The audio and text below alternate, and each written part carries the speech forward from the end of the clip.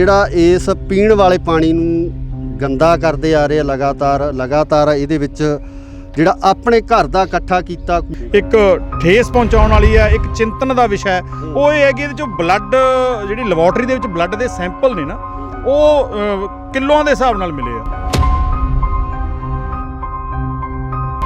ਸਰਿੰਜਾਂ ਤੇ blood sample ਦੇ ਜਿਹੜੇ ਕੰਟੇਨਰ ਹੁੰਦੇ ਆ ਉਹ, ਤੇ ਇਹ ਤੋਂ ਬਿਨਾਂ ਅਸੀਂ 5-7 ਬੋਰੇ ਜਿਹੜੇ ਹੈਗੇ ਆ ਕੱਚੇ ਮਾਸ ਦੇ ਕੱਢ ਚੁੱਕੇ ਹਾਂ ਹੁਣ ਤੱਕ।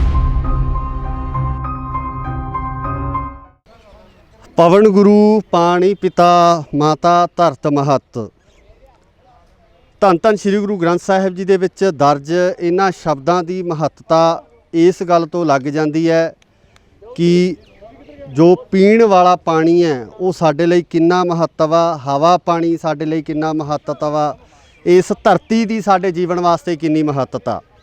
ਸੋ ਇਸ ਸਮੇਂ ਜਿੱਥੇ ਮੈਂ ਖੜਾ ਉਹ ਹੈ ਬਠਿੰਡਾ ਦੀ ਸਰਹੰਦ ਫੀਡਰ, ਜਿਹਦੀ ਸਫਾਈ ਸਮਾਜ ਸੇਵੀ ਸੰਸਥਾਵਾਂ ਵੱਲੋਂ ਸਾਂਝੇ ਰੂਪ ਦੇ ਵਿੱਚ ਮਿਲ ਕੇ ਕੀਤੀ ਜਾ ਰਹੀ ਹੈ।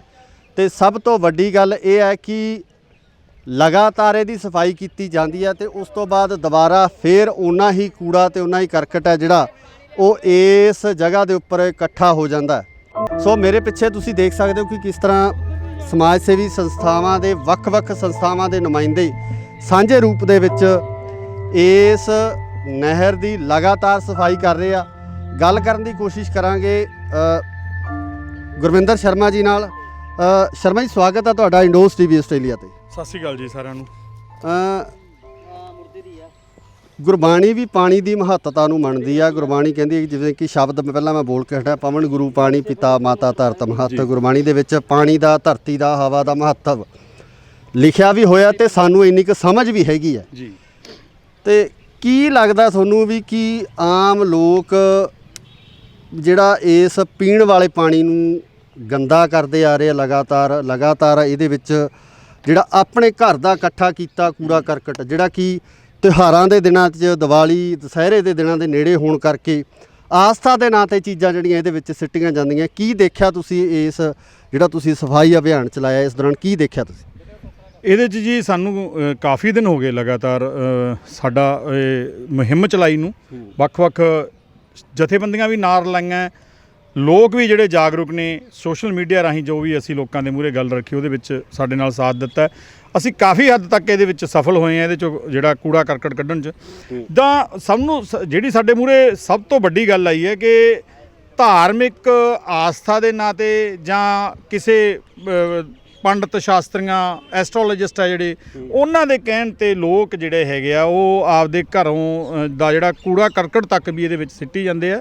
ਇਹਦੇ ਵਿੱਚੋਂ ਵੱਖ-ਵੱਖ ਦੇਵੀ ਦੇਵਤਿਆਂ ਦੀਆਂ ਮੂਰਤੀਆਂ ਸੈਂਕੜੇ ਦੇ ਤਾਦਾਦ 'ਚ ਕੱਢੀਆਂ। ਉਸ ਤੋਂ ਬਿਨਾਂ ਜਿਹੜੀ ਹੈਗੀ ਆ, ਜਿਹੜੀ ਦੇਖਣ 'ਚ ਮੰਦਭਾਗੀ ਚੀਜ਼ ਸਾਨੂੰ ਬਹੁਤ ਜ਼ਿਆਦਾ ਜਿਹੜੀ ਦਿਲ ਦੇ ਉੱਤੇ, ਦਿਮਾਗ ਦੇ ਉੱਤੇ ਇੱਕ ਠੇਸ ਪਹੁੰਚਾਉਣ ਵਾਲੀ ਹੈ, ਇੱਕ ਚਿੰਤਨ ਦਾ ਵਿਸ਼ਾ ਹੈ। ਉਹ ਇਹ ਹੈ ਕਿ ਇਹਦੇ 'ਚੋਂ ਬਲੱਡ ਜਿਹੜੀ ਲੈਬੋਰਟਰੀ ਦੇ ਵਿੱਚ ਬਲੱਡ ਦੇ ਸੈਂਪਲ ਨੇ ਨਾ, ਉਹ ਕਿਲੋਆਂ ਦੇ ਹਿਸਾਬ ਨਾਲ ਮਿਲੇ ਆ। ਸਰਿੰਜਾਂ ਤੇ ਬਲੱਡ ਸੈਂਪਲ ਦੇ ਜਿਹੜੇ ਕੰਟੇਨਰ ਹੁੰਦੇ ਆ ਉਹ, ਤੇ ਇਹ ਤੋਂ ਬਿਨਾਂ ਅਸੀਂ 5-7 ਬੋਰੇ ਜਿਹੜੇ ਹੈਗੇ ਆ ਕੱਚੇ ਮਾਸ ਦੇ ਕੱਢ ਚੁੱਕੇ ਹਾਂ ਹੁਣ ਤੱਕ। ਕੱਚਾ ਮਾਸ ਕਾਹਦਾ ਜੀ? ਉਹ ਕਾਹਦਾ ਮਾਸ? ਉਹ ਹੈਗਾ ਜੀ ਜਿਵੇਂ ਜਿਹੜੇ ਵੇਸਟੇਜ ਕੱਟਦੇ ਨੇ ਜਿਹੜੇ ਮੀਟ ਦੀਆਂ ਦੁਕਾਨਾਂ, ਉਹ ਜਿਹੜਾ ਕੱਟਿਆ ਹੋਇਆ ਵੇਸਟੇਜ ਹੈ ਉਹ ਪੀਸ ਜਿਹੜੇ ਹੈਗੇ ਆ ਉਹ 5 ਤੋਂ 7 ਬੋਰੇ ਅਸੀਂ ਹੁਣ ਤੱਕ ਕੱਢ ਚੁੱਕੇ ਹਾਂ, ਜਿਹੜੇ ਕਿ ਬਹੁਤ ਗਲਤ ਗੱਲ ਹੈ। ਦੇਖੋ, ਪਾਣੀ ਨੂੰ ਹਰ ਇੱਕ ਧਰਮ ਦੇ ਵਿੱਚ ਇੱਕ ਦੇਵੀ ਦੇਵਤੇ ਦਾ ਦਰਜਾ ਦਿੱਤਾ ਗਿਆ। ਇਹਦੇ ਬਿਨਾਂ ਮੈਂ ਕਹਿੰਦਾ ਉਹ ਵੀ ਛੱਡ ਗਏ ਆਪਾਂ ਜੇ ਗੱਲ, ਇਹ ਤੋਂ ਬਿਨਾਂ ਵੀ ਪਾਣੀ ਆਪਣਾ ਜੀਵਨ ਹੈ। ਜੀਵਨ ਮੁਮਕਿਨ ਹੀ ਨਹੀਂ ਹੈਗਾ। ਬਿਲਕੁਲ ਗੁਰਵਿੰਦਰ, ਤੁਸੀਂ ਸਹੀ ਸ਼ਬਦ ਕਹੇ ਆ।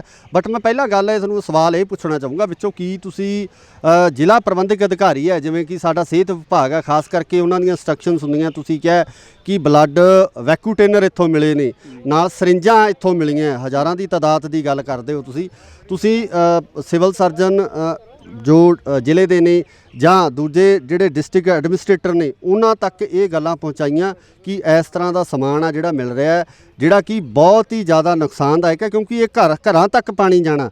ਸਾਡੇ ਬੱਚਿਆਂ ਨੇ, ਸਾਡੇ ਪਰਿਵਾਰਾਂ ਨੇ, ਸਾਡੇ ਪਰਿਵਾਰਕ ਮੈਂਬਰਾਂ ਨੇ ਇਹ ਪਾਣੀ ਪੀਣਾ, ਤੇ ਇਸ ਪਾਣੀ ਦੇ ਵਿੱਚ ਇਹ ਦੂਸ਼ਿਤ ਵੀ ਹੋ ਸਕਦਾ ਕੋਈ ਬਲੱਡ। ਜਿਵੇਂ ਕਿ ਬਠਿੰਡੇ ਪਹਿਲਾਂ ਇੱਕ ਤਰ੍ਹਾਂ ਦਾ ਕੇਸ ਆ ਚੁੱਕਿਆ ਕਿ HIV ਬਲੱਡ ਆ ਜਿਹੜਾ ਉਹ ਬੱਚੇ ਨੂੰ ਚੜਾਇਆ ਗਿਆ। ਸੋ ਇਸ ਤਰ੍ਹਾਂ ਦੀ ਕੋਈ ਹੋਰ ਅਣਸੁਖਾਵੀਂ ਘਟਨਾ ਵੀ ਵਾਪਰ ਸਕਦੀ, ਕਿਉਂਕਿ ਜ਼ਿਆਦਾ ਤਾਂ ਸਿਹਤ ਵਿਭਾਗ ਇਹਦੇ ਬਾਰੇ ਦੱਸ ਸਕਦਾ ਕਿ ਇਹਦੇ ਕੀ ਨੁਕਸਾਨ ਹੋ ਸਕਦੇ, ਉਹਨਾਂ ਨੂੰ ਜਾਣਕਾਰੀ ਦਿੱਤੀ? ਨਹੀਂ, ਅਸੀਂ ਹਜੇ ਤੱਕ ਆਪ ਡਾਇਰੈਕਟਲੀ ਨਹੀਂ ਦਿੱਤੀ, ਲੇਕਿਨ ਇਹ ਹੈ ਵੀ ਨਿਊਜ਼ ਵਿੱਚ ਇਹ ਅਸੀਂ ਜ਼ਰੂਰ ਲਗਵਾਤੀ ਕਿ ਜੀ ਇਦਾਂ ਦੀਆਂ ਚੀਜ਼ਾਂ ਜਿਹੜੀਆਂ ਸਮੱਗਰੀ ਜਾਂ ਮੀਟ ਤੇ ਜਾਂ ਇਹ ਸਰਿੰਜਾਂ ਮਿਲ ਰਹੀਆਂ, ਤਾਂ ਸਿਹਤ ਵਿਭਾਗ ਨੂੰ ਖੁਦ ਵੀ ਤਾਂ ਚਾਹੀਦਾ ਉਹ ਇਹਦੀ ਪੜਤਾਲ ਕਰਨ। ਅਸੀਂ ਸੇਵਾਦਾਰ ਹਾਂ, ਅਸੀਂ ਸਿਰਫ ਸੇਵਾ ਦੇ ਤੌਰ ਤੇ ਆਏ ਹਾਂ। ਸਾਡੇ ਤਾਂ ਗਲਵਜ਼ ਵੀ ਸਾਡੇ ਕੋਲ ਨਹੀਂ ਹੈਗੇ, ਕਿਉਂਕਿ ਸੇਵਾਦਾਰ ਬੰਦਾ ਆਪਦੀ ਜਿੰਨੀ ਕੁ ਸੇਵਾ ਕਰ ਸਕਦਾ ਅਸੀਂ ਕਰ ਸਕਦੇ ਹਾਂ। ਤਾਂ ਇਹ ਪ੍ਰਸ਼ਾਸਨ ਨੂੰ ਵੀ ਚਾਹੀਦਾ ਸੀ ਕਿ ਸਾਨੂੰ ਲਗਾਤਾਰ ਇੰਨੇ ਦਿਨ ਹੋ ਗਏ, ਉਹ ਉਹਨਾਂ ਦੀ ਟੀਮ ਮੌਜੂਦ ਹੁੰਦੀ, ਉਹਨਾਂ ਵੱਲੋਂ ਅਧਿਕਾਰੀ ਇੱਥੇ ਕੋਈ ਅਪਾਇੰਟ ਕੀਤੇ ਜਾਂਦੇ ਤੇ ਜਾਂ ਨਹਿਰੀ ਵਿਭਾਗ ਵੱਲੋਂ ਕੋਈ ਨਾ ਕੋਈ ਸਹਿਯੋਗ ਦਿੱਤਾ ਜਾਂਦਾ। ਇਹ ਖੁਦ ਡਿਪਾਰਟਮੈਂਟ ਨੂੰ ਡੀਸੀ ਸਾਹਿਬ ਜ਼ਿਲ੍ਹੇ ਦੇ ਮਾਲਕ ਹੁੰਦੇ ਆ। ਤੁਹਾਡਾ ਰਾਜੇਸ਼ ਬੰਸਲ ਹੈ ਸਰ ਮੇਰਾ ਨਾਮ। ਸਰ ਤੁਸੀਂ ਇੱਥੇ ਇਸ ਮੁਹਿੰਮ ਦੇ ਵਿੱਚ ਸ਼ਾਮਲ ਹੋਏ ਹੋ, ਇਹ ਸਾਰਾ ਮੰਜ਼ਰ ਦੇਖ ਕੇ, ਨਹਿਰ ਦੇ ਜੋ ਹਾਲਾਤ ਨੇ ਇਹਨਾਂ ਨੂੰ ਦੇਖ ਕੇ ਕੀ ਮਹਿਸੂਸ ਕੀ ਕਰਦੇ ਹੋ, ਤੇ ਸਭ ਤੋਂ ਤੁਹਾਨੂੰ ਮਾੜੀ ਚੀਜ਼ ਜਾਂ ਜਿਹੜੀ ਚਿੰਤਾਜਨਕ ਚੀਜ਼ ਇੱਥੇ ਕੀ ਲੱਗੀ? ਸਰ ਨਾਲੋਂ ਪਹਿਲਾਂ ਤਾਂ ਮਹਿਸੂਸ ਕਰਨ ਦੀ ਗੱਲ ਇਹ ਹੈ ਕਿ ਮੈਂ ਆਪਣੇ ਆਪ ਨੂੰ ਬਹੁਤ ਵੱਡਾ ਇੱਕ ਗੁਨਾਹਗਾਰ ਮਹਿਸੂਸ ਕਰ ਰਿਹਾ ਵੀ ਜਿਹੜੀ ਮੈਂ ਇਹਨੂੰ ਇੱਕ ਗੰਗਾ ਹੀ ਕਹੂੰਗਾ ਸ਼ਹਿਰ ਦੀ, ਕਿਉਂਕਿ ਇਹ ਸਾਡੇ ਪਾਪ ਧੋਰੀ ਹੈ। ਜਿਸ ਤਰ੍ਹਾਂ ਮਤਲਬ ਕਿ ਮੈਂ ਦੇਖ ਰਿਹਾ ਵੀ ਲੋਕਾਂ ਨੇ ਜਿਸ ਤਰ੍ਹਾਂ ਦਾ ਇੱਥੇ ਸਮਾਨ ਸਿੱਟਿਆ ਹੋਇਆ ਹੈ, ਸਾਨੂੰ ਇਹ ਉਮੀਦ ਹੀ ਨਹੀਂ ਸੀਗੀ ਵੀ ਇਸ ਤਰ੍ਹਾਂ ਦਾ ਸਮਾਨ ਵੀ ਇੱਥੋਂ ਨਿਕਲੇਗਾ। ਸਾਡਾ ਤਾਂ ਮਕਸਦ ਸੀਗਾ ਵੀ ਕੂੜਾ ਕਰਕਟ ਜਾਂ ਜਿਹੜਾ ਕੋਈ ਸਮਾਨ ਹੈਗਾ ਅਸੀਂ ਉਹਨੂੰ ਬਾਹਰ ਕੱਢ ਕੇ ਇਹਦੀ ਸਫਾਈ ਕਰੀਏ।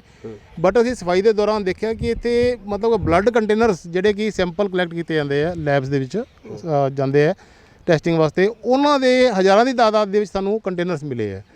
ਮਤਲਬ ਕਿ ਆਪਾਂ ਕੋਈ ਮੂਰਤੀ ਖੰਡਿਤ ਹੋ ਜਾਂਦੀ ਹੈ ਤਾਂ ਕਹਿੰਦੇ ਆ ਵੀ ਉਹ ਘਰੇ ਨਹੀਂ ਰੱਖਣੀ ਚਾਹੀਦੀ, ਉਹਨੂੰ ਪਾਣੀ ਦੇ ਵਿੱਚ ਤੈਰਾ ਦੇਣਾ ਚਾਹੀਦਾ। ਚਲੋ ਉਹ ਇੱਕ ਆਸਥਾ ਦੇ ਨਾਲ ਜੁੜੀ ਹੋਈ ਗੱਲ ਹੈ, ਲੋਕਾਂ ਦੀ ਸਮਝ ਆਉਂਦੀ ਹੈ। ਲੇਕਿਨ ਇਸ ਤਰ੍ਹਾਂ ਦੇ ਕੰਟੇਨਰਸ ਜਿਹੜੇ ਆ ਬਲੱਡ ਦੇ ਕੰਟੇਨਰਸ ਨੇ, ਜਿਹੜੇ ਕਿ ਪੀਣ ਵਾਲਾ ਪਾਣੀ ਹੈ ਸਾਡਾ, ਇਹ ਘਰਾਂ ਦੇ ਵਿੱਚ ਸਪਲਾਈ ਹੁੰਦਾ, ਇਹਦੇ ਵਿੱਚ ਸਿੱਟਿਆ ਜਾਣਾ ਮਤਲਬ ਕਿ ਮੇਰੇ ਖਿਆਲ ਇੱਕ ਬਹੁਤ ਹੀ ਵੱਡੀ ਚਿੰਤਾ ਦਾ ਵਿਸ਼ਾ ਹੈ। ਔਰ ਇੱਕ ਚੀਜ਼ ਅਸੀਂ ਹੋਰ ਦੇਖ ਰਹੇ ਹਾਂ ਕਿ ਇੱਥੇ ਮੀਟ ਦੇ ਭਰੇ ਹੋਏ ਮਤਲਬ ਕਿ ਜਿਹੜੀ ਮੀਟ ਦੀ ਵੇਸਟੇਜ ਹੈ, ਜਿਹੜੇ ਫਿਸ਼ਰ ਨੇ ਮੱਛੀਆਂ ਦਾ ਕੰਮ ਕਰਦੇ ਆ, ਉਹਨਾਂ ਦੇ ਬਚੇ ਹੋਏ ਪਾਰਟਸ ਬੋਰਿਆਂ 'ਚ ਭਰ ਕੇ ਇਹਦੇ ਵਿੱਚ ਸਿੱਟ ਜਾਂਦੇ ਆ। ਤਾਂ ਇਹ ਬਹੁਤ ਹੀ ਚਿੰਤਾ ਦਾ ਵਿਸ਼ਾ ਹੈ। ਮਤਲਬ ਕਿ ਬਿਮਾਰੀਆਂ ਨੂੰ ਨਿਯੰਤਰਣ ਜੀ ਇੱਕ ਤਰ੍ਹਾਂ ਦਾ ਇਹ ਮਤਲਬ ਕਿ ਬਿਮਾਰੀਆਂ ਫੈਲਣਗੀਆਂ ਅਗਰ ਇਸ ਤਰ੍ਹਾਂ ਦੀ ਵੇਸਟੇਜ ਆਪਣੇ ਪੀਣ ਵਾਲੇ ਪਾਣੀ ਦੇ ਵਿੱਚ ਆਏ। ਜ਼ਿਲ੍ਹਾ ਪ੍ਰਬੰਧਕ ਅਧਿਕਾਰੀਆਂ ਨੂੰ ਕਿੱਦਾਂ ਦੀ ਅਪੀਲ ਕਰਨੀ ਚਾਹੋਗੇ ਐਜ਼ ਇੱਕ ਆਮ ਨਾਗਰਿਕ, ਬਠਿੰਡਾ ਸ਼ਹਿਰ ਦੇ ਵਾਸੀ ਹੋਣ ਦੇ ਨਾਤੇ? ਕੀ ਤੁਸੀਂ ਸ਼ਹਿਰ ਦੇ ਪ੍ਰਬੰਧਕੀ ਅਧਿਕਾਰੀਆਂ ਨੂੰ ਕੀ ਕਹਿਣਾ ਚਾਹੋਗੇ ਜਾਂ ਇੱਕ ਬੇਨਤੀ ਕਰਨੀ ਚਾਹੋਗੇ? ਸਰ ਮੈਂ ਅਧਿਕਾਰੀਆਂ ਅੱਗੇ ਇਹੀ ਬੇਨਤੀ ਕਰਨਾ ਚਾਹੂੰਗਾ ਕਿ ਜੋ ਇਸ ਦੇ ਜ਼ਿੰਮੇਵਾਰ ਲੋਕ ਨੇ, ਲੈਬ ਵਾਲਿਆਂ ਤੇ ਕਹਿੰਦੇ ਗਾਈਡਲਾਈਨਸ ਬਣਾਏ ਜਾਣ ਕਿ ਜਿਹੜੇ ਉਹ ਗਾਈਡਲਾਈਨਸ ਤਾਂ ਆਲਰੇਡੀ ਬਣੀਆਂ ਹੋਈਆਂ ਜੀ, ਕਿਉਂਕਿ ਇਸ ਸੰਬੰਧੀ ਆਲਰੇਡੀ ਗਾਈਡਲਾਈਨਸ ਹੈ, ਕਿਉਂਕਿ ਉਹਨਾਂ ਦਾ ਲਾਇਸੈਂਸ ਮਿਲਦਾ ਉਹਨਾਂ ਨੂੰ, ਉਹ ਇਸੇ ਆਧਾਰ ਤੇ ਦਿੱਤਾ ਜਾਂਦਾ ਹੈ ਕਿ ਉਹਨਾਂ ਨੇ ਜੋ ਉਹਨਾਂ ਦੀ ਬਾਇਓ ਵੇਸਟ ਹੈ, ਚਾਹੇ ਉਹ ਸਰਿੰਜਾਂ ਨੇ, ਚਾਹੇ ਜਿਵੇਂ ਬਲੱਡ ਦੀ ਆਪਾਂ ਗੱਲ ਕੀਤੀ ਆ, ਉਹਨਾਂ ਨੂੰ ਡਿਸਟਰੋਏ ਕਰਨ ਦਾ ਇੱਕ ਤਰੀਕਾ ਮਿਥਿਆ ਹੋਇਆ। ਤੇ ਅਗਰ ਕੋਈ ਇੱਦਾਂ ਬੰਦਾ ਪਾਇਆ ਜਾਂਦਾ, ਅਗਰ ਇੱਦਾਂ ਦਾ ਕੋਈ ਬੰਦਾ ਕਿਸੇ ਤੇ ਧਿਆਨ 'ਚ ਆਉਂਦਾ, ਜ਼ਿਲ੍ਹਾ ਅਧਿਕਾਰੀ ਦੇ ਧਿਆਨ 'ਚ ਆਉਂਦਾ, ਤੇ ਕਿੱਦਾਂ ਦੀ ਕਾਰਵਾਈ ਦੀ ਮੰਗ ਕਰਦੇ? ਉਹਨਾਂ ਦੇ ਖਿਲਾਫ ਬਣਦੀ ਕਾਰਵਾਈ ਕਰਨੀ ਚਾਹੀਦੀ ਹੈ ਸਰ। ਕਾਨੂੰਨੀ ਕਾਰਵਾਈ ਉਹਨਾਂ ਦੇ ਖਿਲਾਫ ਹੋਣੀ ਜ਼ਰੂਰੀ ਹੈ। ਪਹਿਲਾਂ ਤਾਂ ਉਹਨਾਂ ਨੂੰ ਅਵੇਅਰ ਕੀਤਾ ਜਾਵੇ ਵੀ ਇਸ ਤਰ੍ਹਾਂ ਦਾ ਕੰਮ ਨਾ ਕਰਨ, ਮਤਲਬ ਕਿ ਬਹੁਤ ਹੀ ਗਲਤ ਹੈ। ਕਿਉਂਕਿ ਇਹ ਜਿਹੜੇ ਬਲੱਡ ਸੈਂਪਲਸ ਨੇ, ਪਤਾ ਨਹੀਂ ਕੀ ਬਿਮਾਰੀਆਂ ਇਹਨਾਂ ਦੇ ਉਹਨਾਂ ਨੂੰ ਲੱਗੀਆਂ ਸੀ ਪੇਸ਼ੈਂਟ ਨੂੰ, ਜਿਨ੍ਹਾਂ ਨੇ ਇਹ ਸੈਂਪਲ ਦਿੱਤੇ, ਔਰ ਉਹਨਾਂ ਆਪਾਂ ਪੀਣ ਵਾਲੇ ਪਾਣੀ ਦੇ ਵਿੱਚ ਸਿੱਟ ਰਹੇ ਹਾਂ।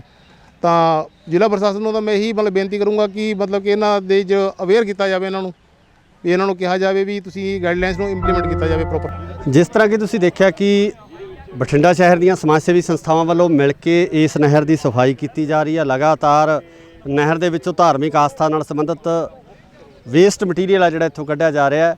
ਤੇ ਜਿਸ ਤਰ੍ਹਾਂ ਕਿ ਇਹਨਾਂ ਨੁਮਾਇੰਦਿਆਂ ਵੱਲੋਂ ਇਹ ਵੀ ਕਿਹਾ ਗਿਆ ਕਿ ਜ਼ਿਲ੍ਹਾ ਪ੍ਰਸ਼ਾਸਨ ਵੱਲੋਂ ਉਹਨਾਂ ਦੀ ਕੋਈ ਮਦਦ ਹੈ ਜਾਂ ਹੈਲਪ ਹੈ ਉਸ ਤਰੀਕੇ ਨਾਲ ਨਹੀਂ ਕੀਤੀ ਜਾ ਰਹੀ। ਸ਼ਹਿਰ ਦੀਆਂ ਜੋ ਪ੍ਰਮੁੱਖ ਹੋਰ ਜਥੇਬੰਦੀਆਂ, ਉਹਨਾਂ ਨੂੰ ਵੀ ਬੇਨਤੀ ਕੀਤੀ ਗਈ ਇਹਨਾਂ ਵੱਲੋਂ ਕਿ ਇਸ ਮੁਹਿੰਮ ਦਾ ਆ ਕੇ ਹਿੱਸਾ ਬਣਨ ਤੇ ਬਠਿੰਡਾ ਸ਼ਹਿਰ ਦੇ ਵਿੱਚ ਪਹੁੰਚਣ ਵਾਲੇ ਪਾਣੀ ਨੂੰ ਸਾਫ਼ ਰੱਖਣ ਵਾਸਤੇ ਜਿਹੜਾ ਉਹ ਅਹਿਦ ਕਰਨ। ਸੋ ਇਸੇ ਤਰ੍ਹਾਂ ਹੀ ਜੁੜੇ ਰਹੋ ਇੰਡੋਜ਼ TV ਆਸਟ੍ਰੇਲੀਆ ਨਾਲ। ਧੰਨਵਾਦ।